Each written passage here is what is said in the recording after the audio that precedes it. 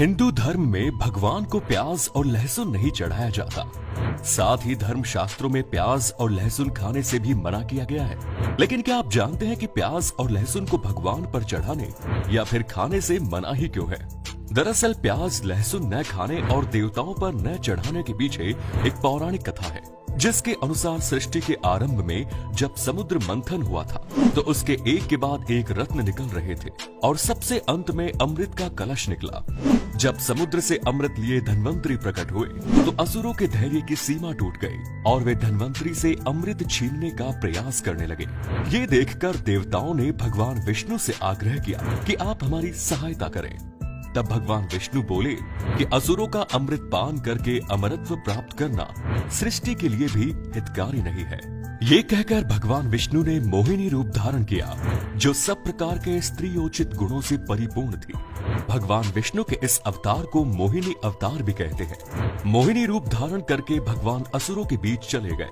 असुरों ने ऐसा रूप, मनमोहक रूप पहले कभी नहीं देखा तो सबके सब भगवान की माया से मोहित हो गए। तब मोहिनी ने कहा कि आप सब लोग व्यर्थ ही झगड़ रहे हैं, मैं इस अमृत को देवताओं और दैत्यों में बराबर बांट देती हूँ। इस प्रकार उन्होंने दो पंक्ति बनवाई, पहली दैत्यों की और दूसरी देवताओं की, और छल से अमृत सिर्फ देवताओं को ही पिलाने लगी।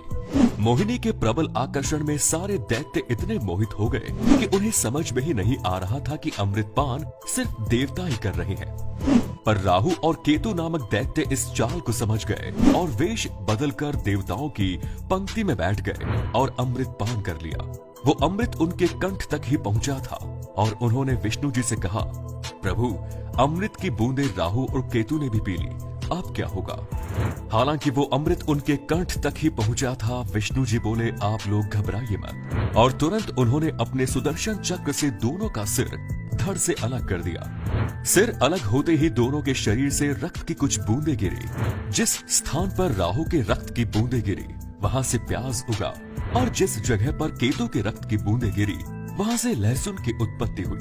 क्योंकि दोनों के रक्त की बूंदों में अमृत भी था, इसीलिए प्याज लहसुन के कई फायदे भी हैं और कई रोगों से लड़ने में मददगार भी है। पर इनकी उत्पत्ति राक्षसों के रक्त से हुई है, तो इसमें राक्षसी गुण ज्यादा होते हैं और इसको खाने के बाद मुंह से अजीब सी गंध भी आती है। इसीलिए व्रत या पूजा वाले दिन इसको खाना गलत माना जाता है।